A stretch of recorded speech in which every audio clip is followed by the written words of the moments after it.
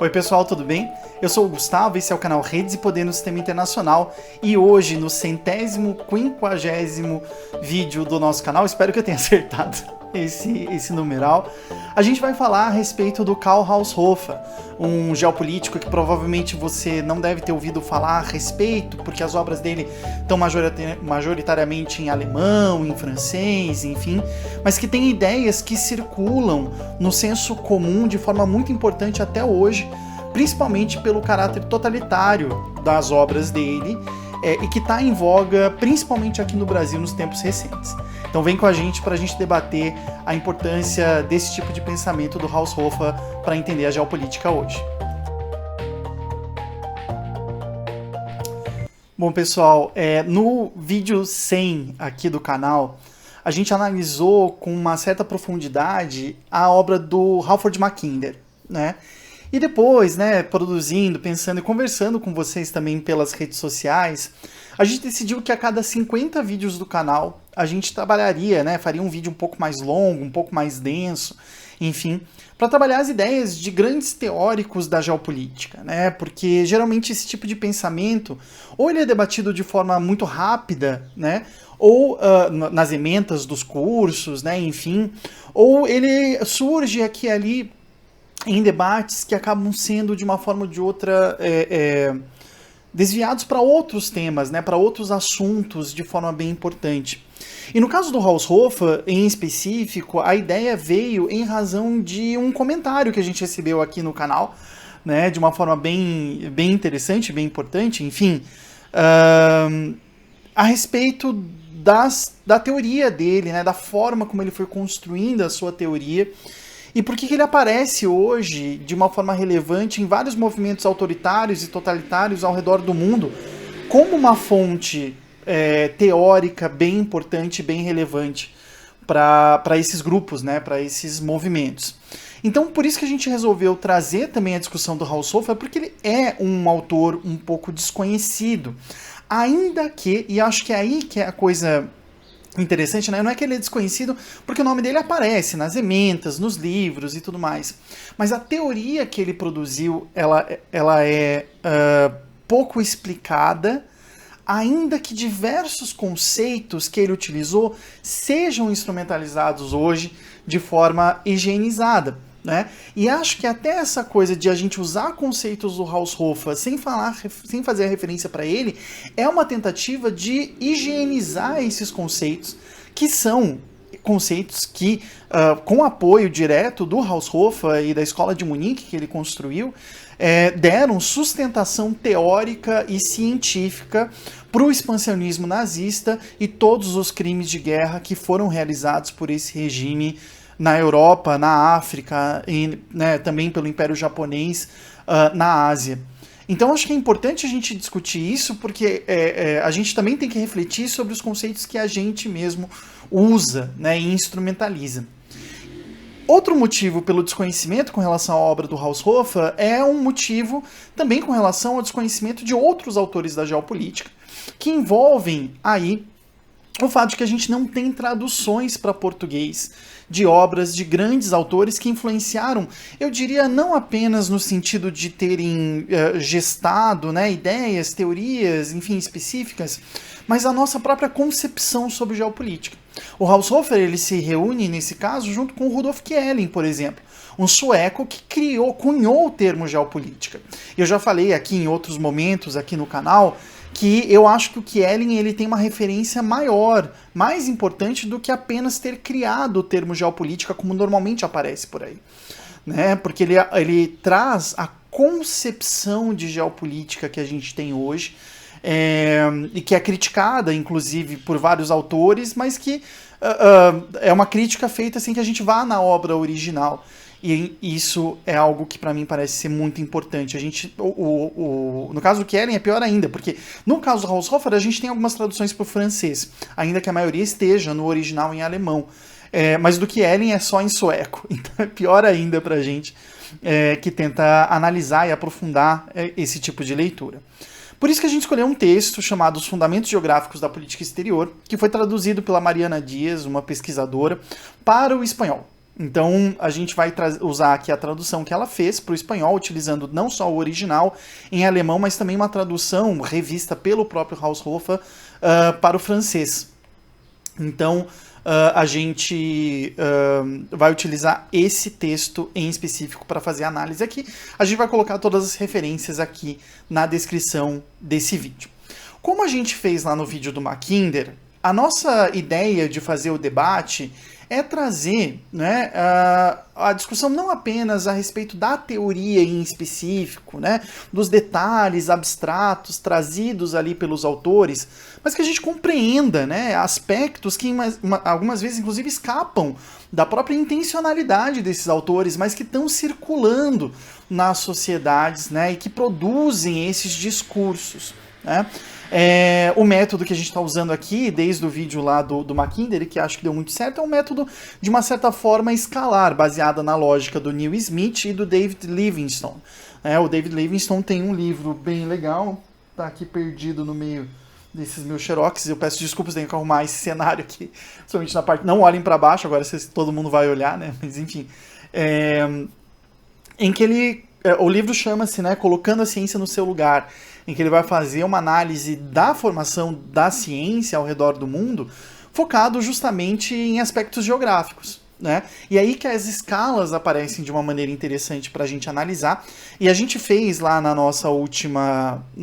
análise do Mackinder uma escolha por 4 tipos de escalas diferentes, né? A gente falou sobre a pessoa do Mackinder, a trajetória pessoal, que influencia muito na produção científica que esses autores têm, a comunidade epistêmica a qual ele pertence, o que estava acontecendo no mundo no período em que essa obra saiu, e, enfim, para que a gente possa chegar especificamente na obra e entender o impacto que ela tem.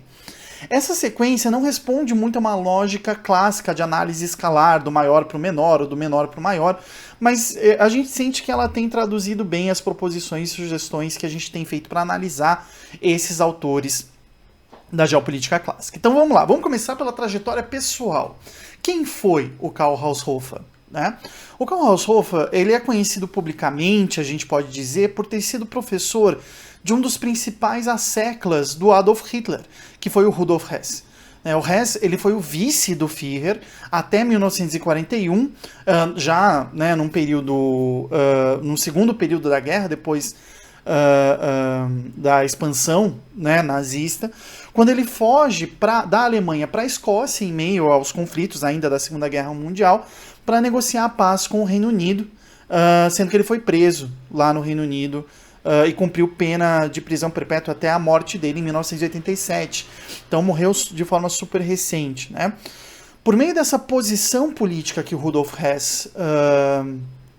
teve no regime nazista, a compreensão dele de geopolítica que ele aprendeu do Haushofer foi fundamental para construir a ideia de política exterior e de geopolítica do regime nazista como um todo, principalmente com relação à relação a ser estabelecida com a União Soviética e a expansão para o leste, né, projetos para os quais contribuíram muitas das propostas do Haushofer, né. Já o Karl Haushofer em si, ele teve um trajeto muito parecido com diversos pensadores geopolíticos aqui do Brasil e da América do Sul. E por isso que no final do vídeo eu queria colocar ao longo, né, do vídeo, mas também no final eu queria colocar algumas proposições, umas hipóteses para a gente pensar com relação a isso. Isso aconteceu porque a biografia do Haushofer é diferente da biografia, por exemplo, do Mackinder, que a gente já analisou aqui no canal. Porque se o Mackinder teve uma trajetória importante dentro de diferentes âmbitos acadêmicos, e foi essa produção científica que trouxe algumas características importantes para a sua teoria geopolítica, a vida do Mackinder também foi muito relevante para as formulações que ele ia fazer ao longo dos anos 1920 e 1930, em outros âmbitos. O Haushofer nasceu em 1869, já depois da Confederação Germânica, né, do Norte, enfim, a Confederação Alemã do Norte, e ele teve uma carreira que misturou uma formação intelectual alemã do século XIX com a atuação militar, que é típica desse período do Império Alemão, ainda não, né? Ele nasceu um ano antes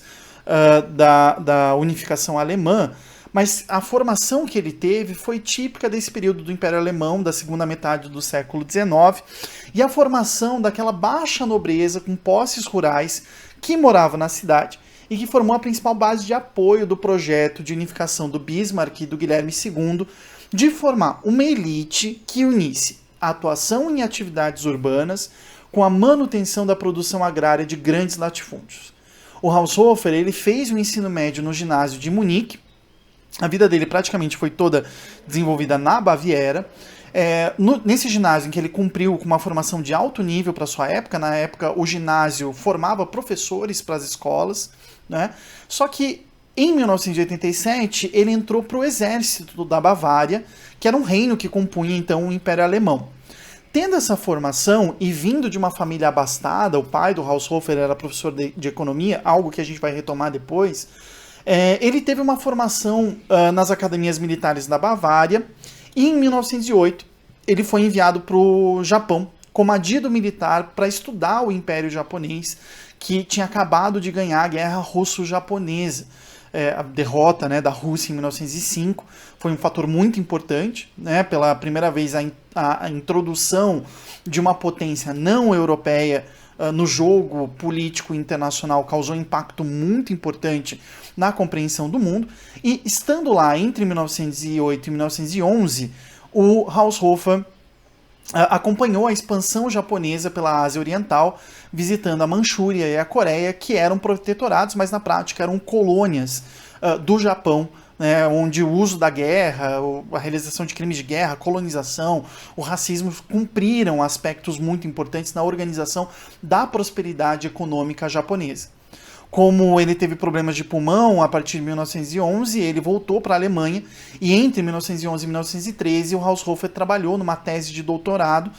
que ele defendeu na Universidade de Munique, que se chamava justamente Reflexões sobre a Força Militar, a Posição Mundial e o Futuro do Grande Japão. Com a fundação da Revista de Geopolítica em 1924, o Haushofer se torna um colunista especialista na área que hoje a gente chamaria de Ásia-Pacífico. Por meio da expansão e alteração dessa revista, né, tem trabalhos super legais que mostram como que ela deixa de ser uma revista acadêmica, vira uma revista de circulação pública e os volumes vão ficando cada vez maiores até ela ser finalizada no final da Segunda Guerra Mundial. O Haushofer se tornou um intelectual público,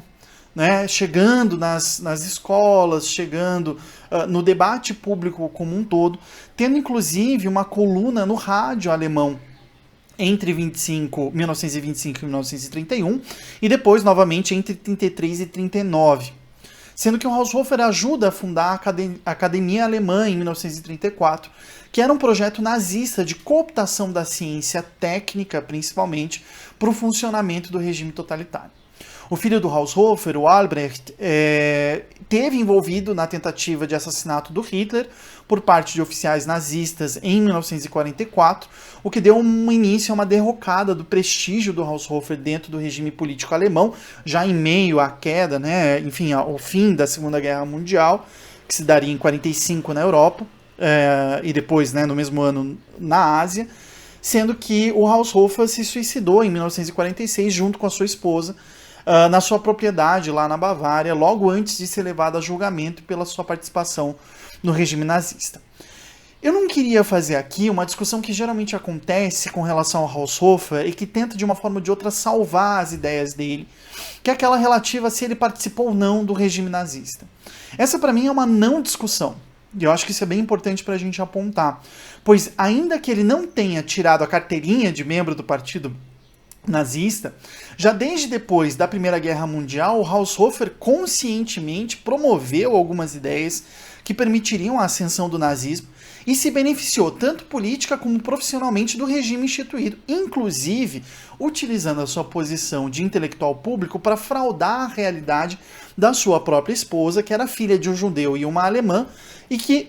para que ela não fosse perseguida, e sendo professor e membro da Academia Alemã para a Ciência durante todo o período da guerra.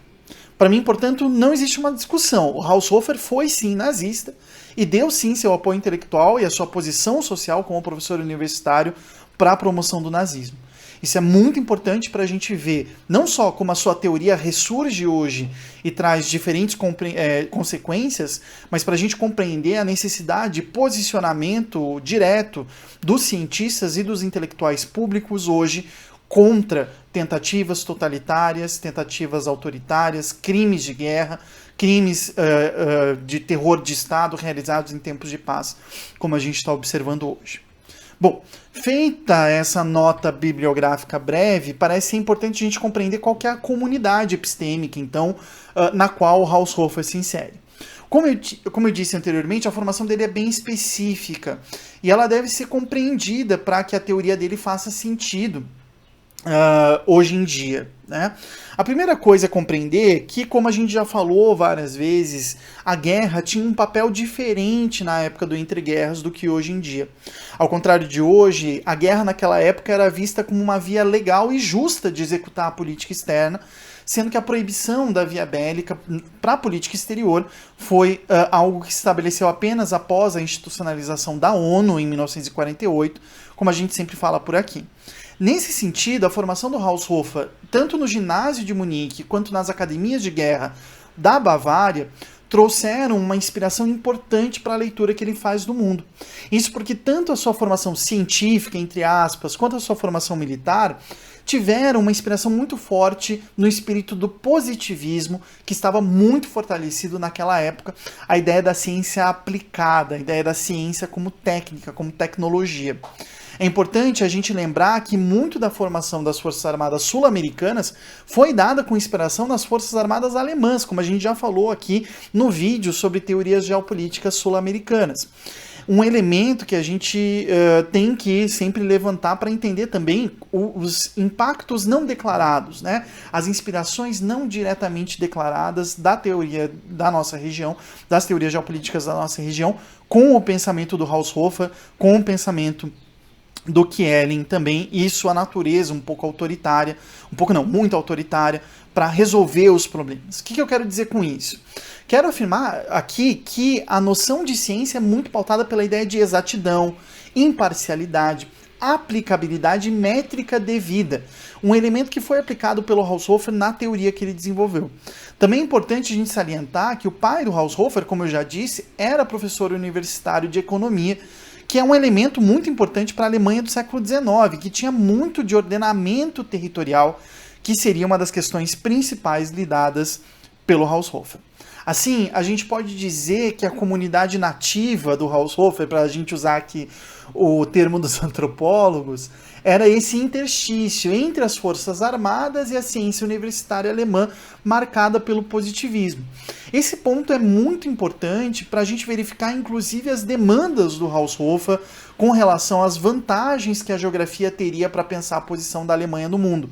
Para ele, a compreensão das dinâmicas geográficas teria uma consistência maior, entre aspas, para a análise da Alemanha, que é o problema que ele coloca como seu problema principal, e na realidade um antigo problema para a Europa, né, não só para os alemães. E aqui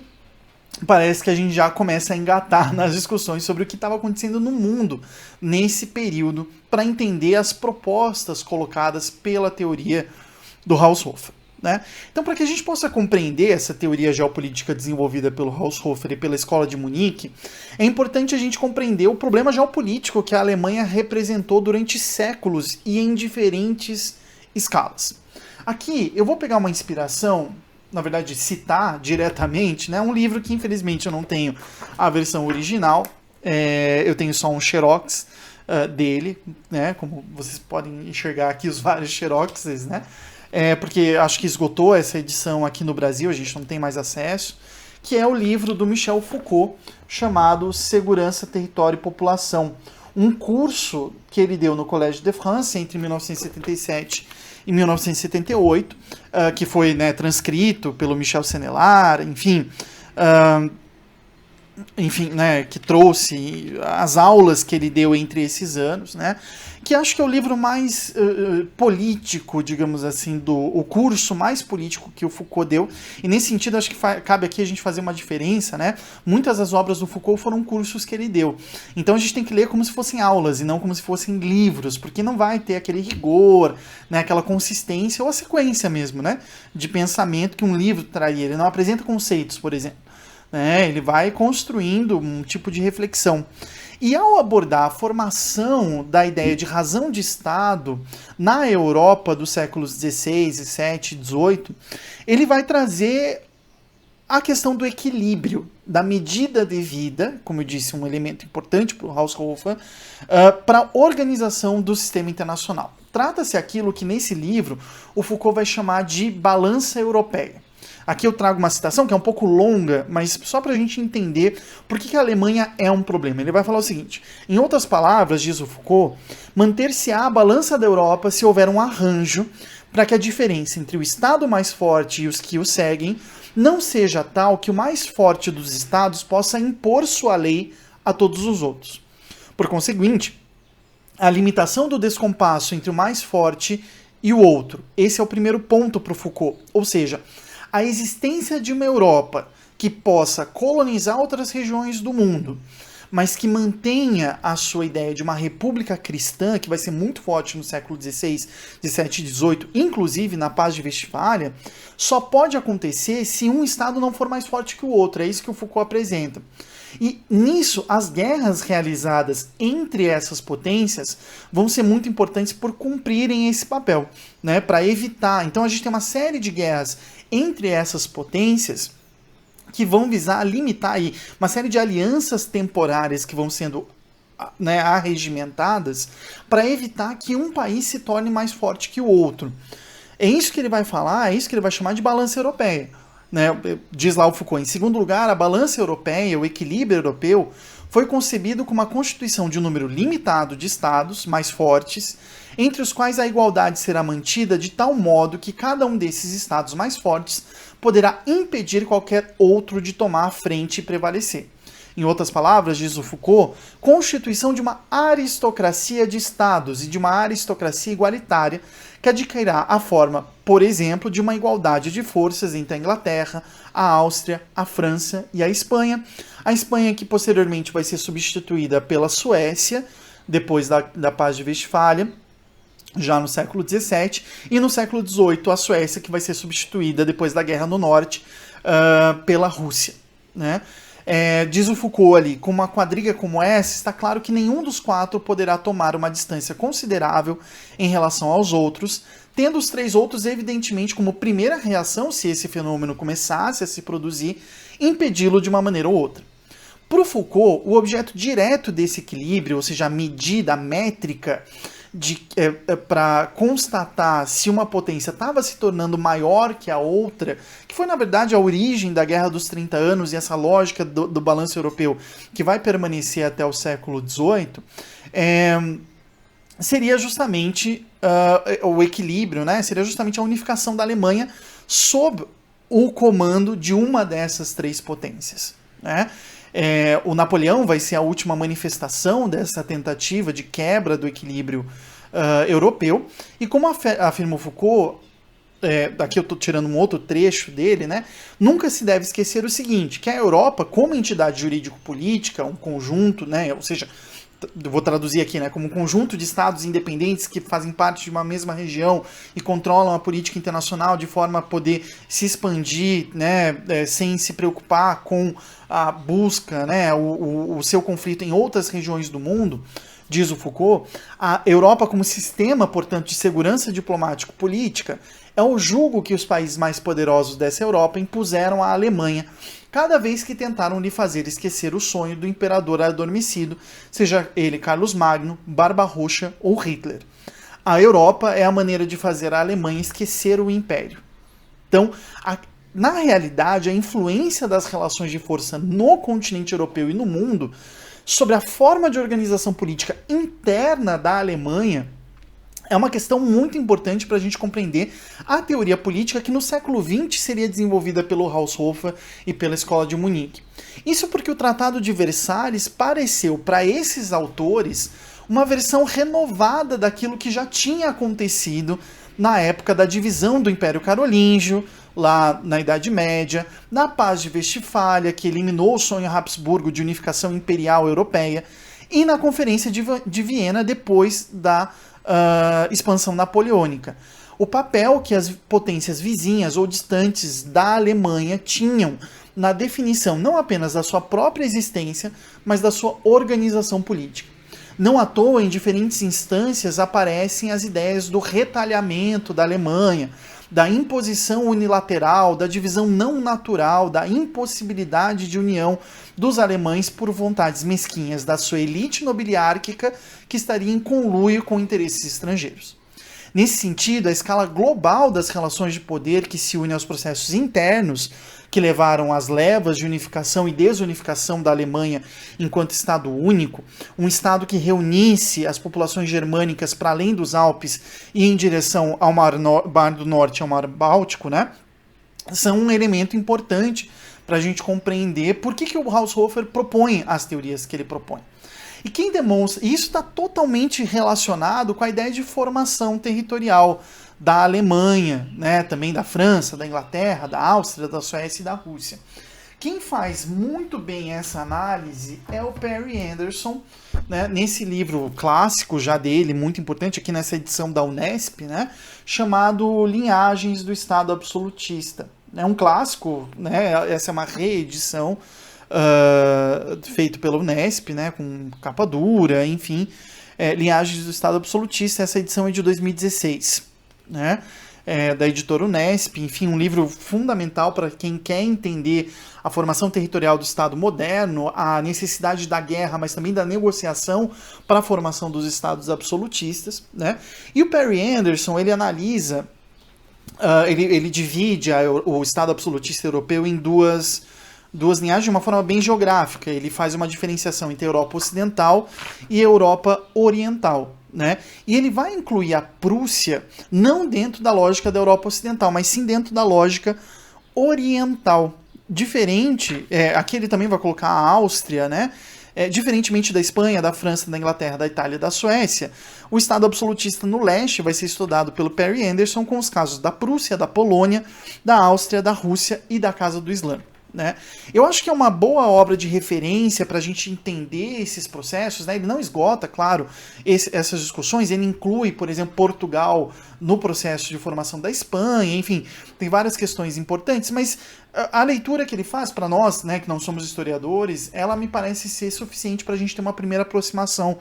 com essas questões, né? E para o Perry Anderson, a Prússia, que realizaria o último movimento de unificação antes da Primeira Guerra Mundial e, portanto, antes do período da República de Weimar, onde o Haushofer vai produzir a sua teoria,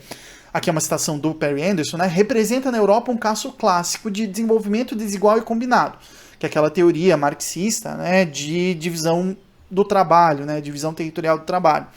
que, diz o Perry Anderson, a partir de um dos menores e mais atrasados territórios feudais no Mar Báltico, acabaria produzindo o maior estado capitalista industrializado do continente. Foi sob os auspícios, como mostra o Perry Anderson nesse livro, da burocracia formada pela Prússia que foi possível para o Estado alemão unificado no final do século XIX promover um desenvolvimento econômico que utilizava a renda e a produção de alimentos da Prússia Oriental, assim como a produção de excedentes agrícolas para vender para outros países, de forma a fomentar a movimentação econômica das províncias que se industrializavam na parte ocidental do país ao longo do Rio Reno e do Rio Ruhr, né? E é essa lógica sistêmica que vai ser fundamental para o desenvolvimento das obras, da sistematização, enfim, das teorias produzidas pelo Haushofer. Né? Essa lógica sistêmica, e aqui a gente parte, né, para uma análise já da obra do Haushofer, né? Essa lógica sistêmica de funcionamento do Estado alemão vai ser fundamental no desenvolvimento da ideia de Lebensraum de espaço vital da escola de Munique em geral e do Karl Haushofer em específico, para além da noção de espaço desenvolvida anteriormente pelo Friedrich Ratzel. Isso se deve à tentativa, sempre reiterada pelo Haushofer, de apresentar uma leitura científica, técnica, da devida medida, né, para a relação entre Estado e território na Alemanha no pós-Primeira Guerra Mundial. Exatamente isso que outro autor bem importante, que a gente sempre faz referência aqui, né, o Pedro Pesarati Correia, aponta, né, na leitura que ele faz aqui no Manual de Geopolítica e Geoestratégia, quando ele vai abordar a escola de Munique e o Karl Haushofer. Né, ele fala que para a escola de Munique, deixa eu pegar aqui a parte em que ele vai falar isso, lá no comecinho, teorias globais do poder mundial, do poder nacional. Ele vai colocar o Haushofer em teorias restritas do poder nacional. Ele vai falar que para a escola de Munique, o espaço vital corresponde à capacidade de um espaço geográfico para satisfazer as necessidades de uma sociedade humana etnicamente diferenciada que o habita. Essa frase, usada de forma abstrata, pode parecer meio aberta e sem muita significação. Porém, a tecnicidade do conhecimento pretensamente científico, técnico da geopolítica clássica sempre apresenta em termos abstratos argumentos que vão servir de justificação para a resolução de problemas bem específicos. Assim, esse verniz técnico, né?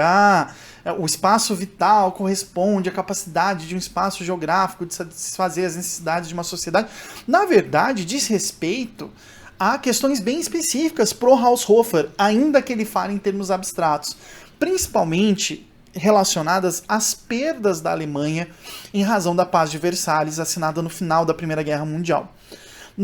A gente teve, né, uma série de perdas territoriais para a Alemanha nesse período, que foi culpada por iniciar e promover a Primeira Guerra Mundial, que se separam principalmente em 3 regiões. Né? Na Europa Ocidental, a Alemanha teve que entregar algumas regiões para a jurisdição da Bélgica na fronteira dos 2 países, né? Teve a anexação francesa da Alsácia-Lorena e a entrega da produção de minas de carvão do Rio Saar, né, da região do Rio Saar, para a Liga das Nações, para que a Liga das Nações fizesse essa comercialização e não a própria Alemanha. Né? No norte, a região de Schleswig-Holstein, que permitia uma via terrestre entre o Mar Báltico e o Mar do Norte, ficou sob jurisdição da Dinamarca para que a população fizesse um plebiscito depois, um plebiscito que aconteceu em 1920 e dividiu essa parte norte da Alemanha, sendo que a parte norte, a maior, com maior população e também com melhores vias de circulação, ficou para a Dinamarca e a parte menor decidiu permanecer na Alemanha, mais ao sul e com menos vias de comunicação entre o Mar Báltico e o Mar do Norte. Já no leste, né, a obrigatoriedade da Alemanha reconhecer a independência da Tchecoslováquia, a antiga Boêmia, né, a criação da cidade autônoma no principal porto prussiano de Danzig, né, Gdansk, e a criação do famigerado corredor polonês, né, ou seja, um território polonês entre a Prússia Oriental, que era a principal região produtora de grãos e cereais, e o conjunto do território alemão como um todo, criaram algumas questões territoriais que foram encaradas como barreiras para a manutenção do sistema econômico e territorial, segundo Haushofer, aquilo que foi justamente o que deu base para as propostas teóricas e políticas que ele criou. Esses elementos são visíveis na obra que a gente decidiu analisar aqui, já que aquilo que o Haushofer produziu se deu principalmente por meio de artigos científicos na revista de Geopolítica, ao contrário de outros autores que publicaram livros propondo, né, obras que consolidaram as suas proposições. Infelizmente, como eu disse, a maioria desses artigos está sem tradução para português, e é por isso que a gente vai analisar aqui nesse vídeo um artigo do Haushofer que se chama, como eu já disse, Os Fundamentos Geográficos da Política Exterior, que foi traduzido para o espanhol pela pesquisadora Mariana Dias. A escolha desse artigo, né, que a gente encontrou de forma até fortuita, assim, pesquisando, né, também se deu em razão do objetivo, que era justamente analisar o mesmo tópico que pretendia analisar o geopolítico britânico Halford Mackinder, que a gente analisou no último vídeo. Né? O trabalho dele sobre o pivô geográfico da história propunha justamente dar uma resposta para qual seria a melhor opção da Grã-Bretanha para alcançar os seus interesses nacionais no mundo, ou seja, formular uma política externa que considere elementos da geografia na sua construção. E é esse o objetivo do Haushofer na sua obra e em específico nesse artigo chamado Os Fundamentos Geográficos da Política Exterior. Já no resumo, o Haushofer afirma que a geopolítica deve ser, antes de tudo, uma ferramenta para construir uma política exterior eficaz, que deve ser transmitida ao povo para afiançar a construção do Estado. Nessa pequena frase, a gente já percebe uma diferença fundamental do pensamento geopolítico do Haushofer e dos alemães, e aquele que havia sido desenvolvido anteriormente pelo Mackinder, mas também pelo Mahan. A percepção de que não havia uma distinção entre assuntos estrangeiros estratégicos e assuntos internos ao Estado. É essa proposta do Haushofer e aquela que parece ser mais perniciosa, a ideia de potência, que a gente ainda usa. Ou seja, a ideia de que a devida organização do sistema territorial de um país levaria à sua capacidade de poder se colocar no sistema internacional como forte defensor das suas próprias demandas. Se isso não parece novidade para a gente, é porque essa linha de raciocínio, que foi fortemente influenciada pelo Rudolf Kehlen, e a experiência da queda hegemônica da Suécia a partir do século XVIII, quando ela perde a guerra para a Rússia, foi aquela que mais sucesso teve aqui no Brasil e que mais influencia até hoje o pensamento geopolítico e militar do país. E é esse o objetivo que o Haushofer constrói nesse texto. Ele fala, uma citação direta aqui do Haushofer, no sentido mais estrito do termo, o dever de uma entidade política que tem como objetivo a manutenção do seu poder no mundo é o de preservar no interior do seu âmbito cultural, ou ao menos do seu país cultural, ou seja, aquela região habitada pela população de mesma língua, mesma cultura, mesma religião, pela nação que pode não coincidir com o país jurisdicional, digamos assim. Então, preservar nesse âmbito a sua liberdade frente às arbitrariedades estrangeiras. E, em relação estreita com isso, manter a sua independência frente à economia estrangeira. Então, a gente já percebe aí algumas questões importantes. O Haushofer e, portanto, a geopolítica brasileira já partem de uma percepção sobre arbitrariedades estrangeiras. Que o mundo lá fora não é um mundo de oportunidades, como diz o Mahan, como diz o Mackinder, mas um mundo de constrições, em que há que se observar quais são as possibilidades, analisá-las tecnicamente, para então formular uma política exterior. Na teoria militar aqui do Brasil, isso é traduzido pela figura de um termo que sempre é dito, que é o termo de óbice. Óbice ao objetivo. Eu parto do princípio que eu tenho um objetivo, mas eu vou enfrentar dificuldades, vou enfrentar arbitrariedades estrangeiras, e esse objetivo vai ter que ser adaptado em razão desses óbices. É uma lógica realista, bem importante, que vai ter uma influência muito, muito relevante num dos principais conceitos do Haushofer, talvez o mais importante, que é o conceito de autonomia, de autarquia. Desculpa. A ideia de que um povo deveria ter num Estado a instituição que o permitiria, aqui nos termos do Haushofer, bastar-se a si mesmo e entregar de forma garantida ao exterior apenas o excedente da sua produção. Isso significa construir um verdadeiro sistema territorial que organizaria os diferentes fluxos de circulação de coisas e pessoas no território, que permitiriam um desenvolvimento, por mais irônico que seja, desigual e combinado dentro de um mesmo território. Unificar a lei para manter as diferenças dentro do território, porque são essas diferenças que permitem, dentro de um mesmo território estatal, manter essas desigualdades regionais que permitiriam justamente a autarquização desse país no sistema internacional. É aqui que reaparece na obra do Haushofer as regiões da Alemanha. Elementos tão importantes devido à sua capacidade de apresentar o elemento de heterogeneidade, que foi muito mais acentuado na República de Weimar do que na França republicana, essa ideia de nação única em todo o território, ou na Inglaterra, da monarquia constitucional pós-vitoriana, em que o tema da nacionalidade estava mais relacionado à Irlanda do que à Grã-Bretanha como um todo. Na realidade, é essa função que o Haushofer vai dar para um Estado, que a partir de agora não pode mais se justificar apenas pela tradição nobiliárquica, já que se encontrava diante de uma sociedade radicalmente igualitária e liberal, em que os súditos, em 2 anos, se tornaram cidadãos. O que ele busca ao analisar as ações, por exemplo, do Japão na Ásia Oriental e nas suas propostas que ele coloca para o governo alemão, é justamente propor um tipo de resolução para o quebra-cabeças alemão que reúne diferenciações internas muito importantes para o desenvolvimento econômico que devem ser mantidas, mas ao mesmo tempo normas jurídicas que na República de Weimar vão instituir um federalismo radical com autonomia legislativa para as diferentes regiões que compunham a República, que é um tema que vai ser de fundamental importância para a enorme produção intelectual do Entre Guerras a respeito de teorias políticas do Estado, como aquelas produzidas pela Rosa Luxemburgo, pelo Carl Schmitt e pelo Walter Benjamin. Essa autonomização das regiões para o Haushofer vai ser problemática justamente por impedir a construção de um sistema econômico e militar único, nacional, reduzindo o escopo das capacidades de integração do território nacional e mantendo as dificuldades econômicas mais amplas que não poderiam ser resolvidas no âmbito regional. Para ele, é essa causa do sufoco, entre aspas, termo que ele usa da economia alemã, como ele afirma nesse texto que a gente está analisando, que é do ano de 1927. Diz o Haushofer: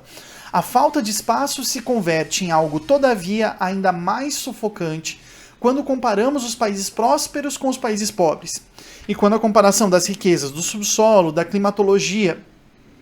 as precipitações regulares em momentos favoráveis para a cobertura vegetal, a fertilidade devida a solos privilegiados, etc., se faz em detrimento do povo cuja população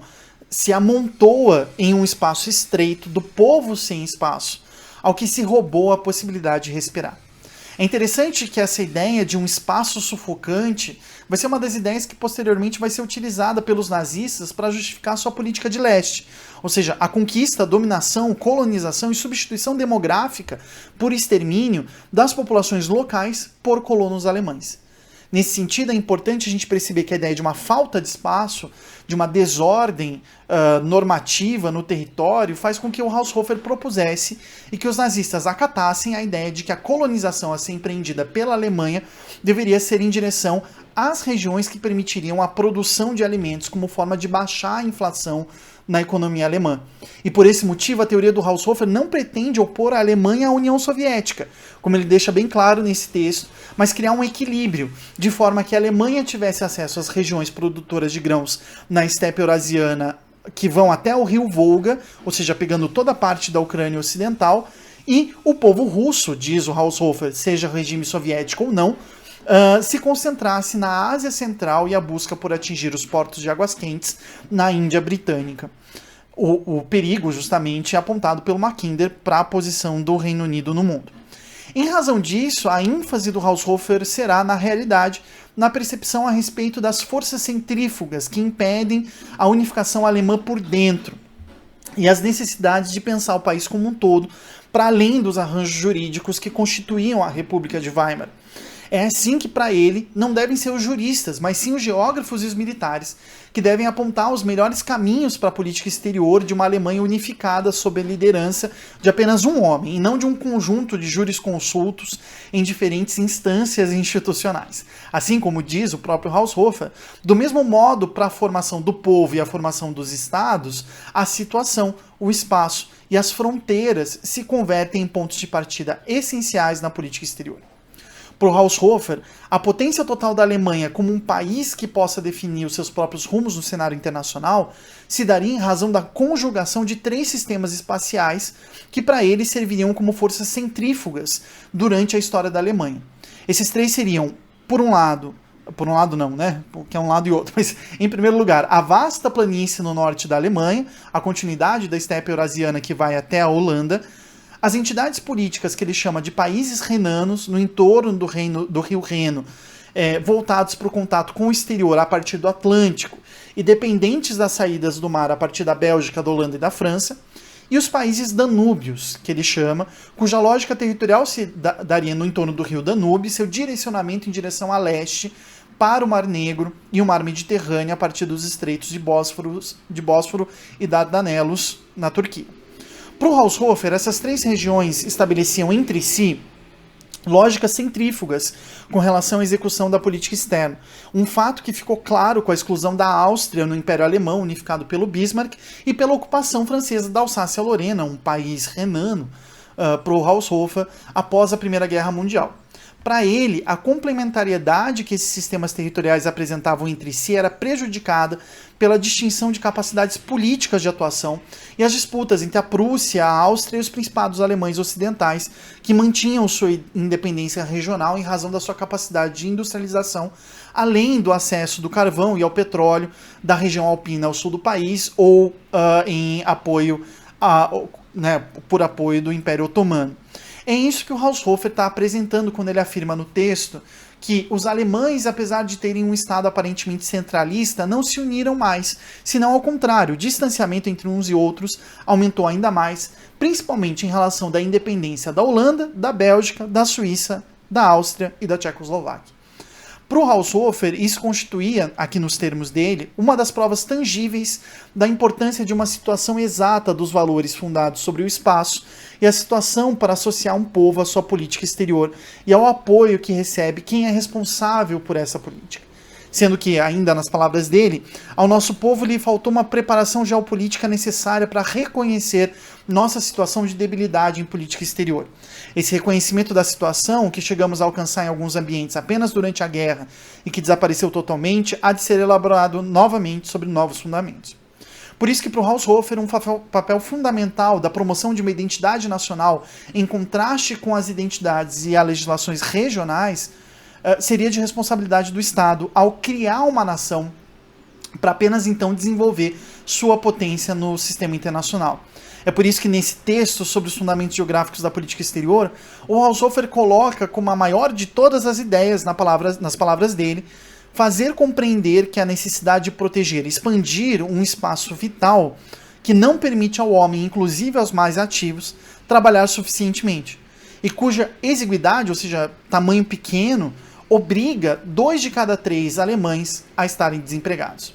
É aqui que o modelo do Japão imperial vai aparecer para o Haushofer como um exemplo a ser seguido, uma vez que essa relação retroalimentada é importante. Muito da organização centralizada do Estado japonês imperial burocratizada, respeitando diferenças regionais, foi inspirada no constitucionalismo do Império Alemão. E o Haushofer propõe o retorno dos alemães ao Japão em razão da Constituição que os japoneses fizeram, daquilo que eles chamaram de uma zona de coprosperidade, em torno de um centro industrializado que seria organizado de forma colonial, com protetorados militares e o exercício da influência na zona próxima do país, numa distinção inclusive racista entre povos mais evoluídos e povos menos evoluídos. No caso do Japão, essa lógica se deu com relação à Manchúria, à Coreia e à Indochina. E a proposta do Haushofer é criar, portanto, um mecanismo próximo a isso no caso da Alemanha. Um colonialismo direto e indireto que colocará as fronteiras jurídicas dentro de um esquema regional que vai aceitar a existência, a independência de outras entidades políticas que deveriam, pelo seu grau de dependência com relação à potência central, se ligar em sua atuação internacional a uma atividade econômica regionalizada. Aqui aparece um outro conceito do Haushofer que auxiliou a execução da política nazista para os países nórdicos, para o norte da África, para o Mediterrâneo Oriental, e que depois da Segunda Guerra Mundial foi instrumentalizado e higienizado, em razão das suas origens nazistas, pelos Estados Unidos para a execução da sua política internacional no pós-guerra, a ideia de zona de influência.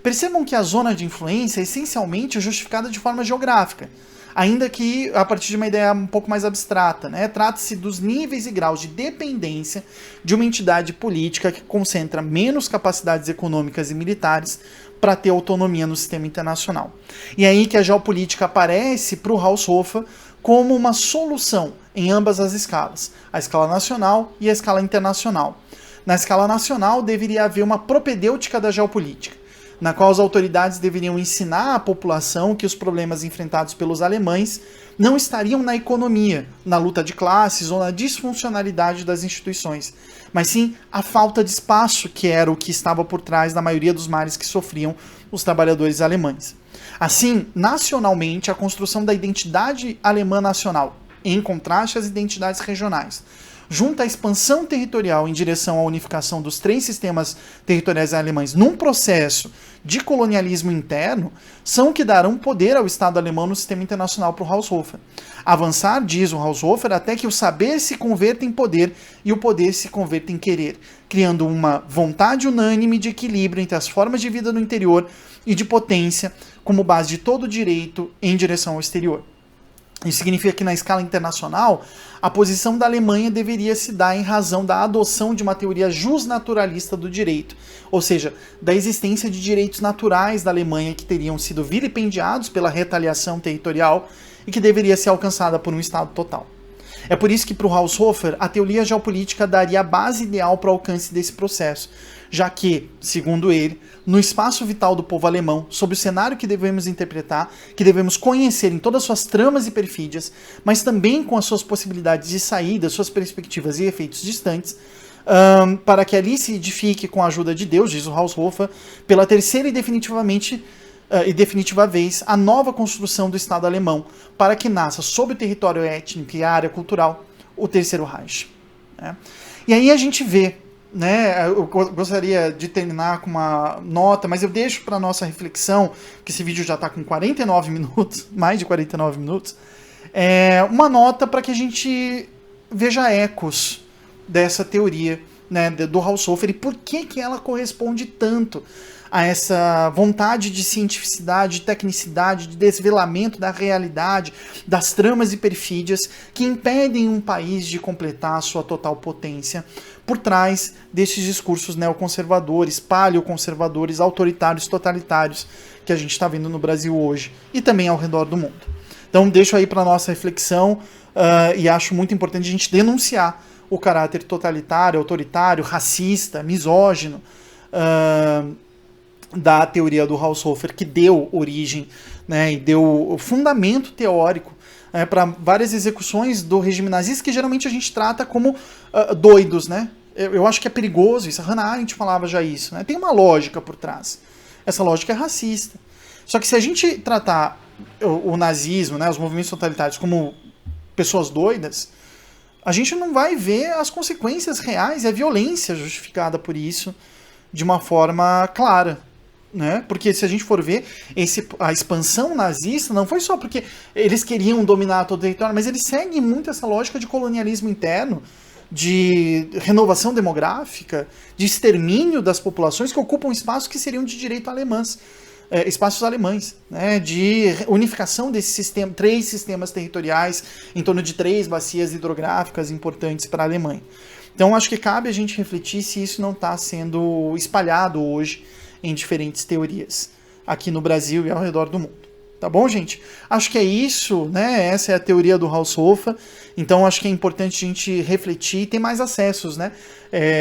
Infelizmente, sozinho, não tem como a gente fazer isso, mas a gente precisava criar um movimento de tradução. A FUNAG recentemente andou traduzindo algumas obras de geopolítica para o português, de forma bem importante, né? Muito bem-vinda essas traduções. Mas acho que é relevante a gente também fazer um esforço maior com outras obras que estão, né? A gente percebe vários ecos, né, sobre a situação territorial do Brasil hoje, ainda que não seja uma questão de separatismo, né, mas seja uma questão de unificação sob o mesmo Estado, esse Estado responsável por criar uma nova nação, para instituir então um período de glória, né, um novo império brasileiro. Então acho que é um ponto importante, não à toa, né, esse movimento monarquista que a gente vive. Tá bom? É isso. Espero que vocês tenham gostado. A gente fez um vídeo mais longo para poder se aprofundar mais nesse debate. Essa semana que vem, a gente volta com os nossos 2 vídeos por semana. Um abraço e até quarta.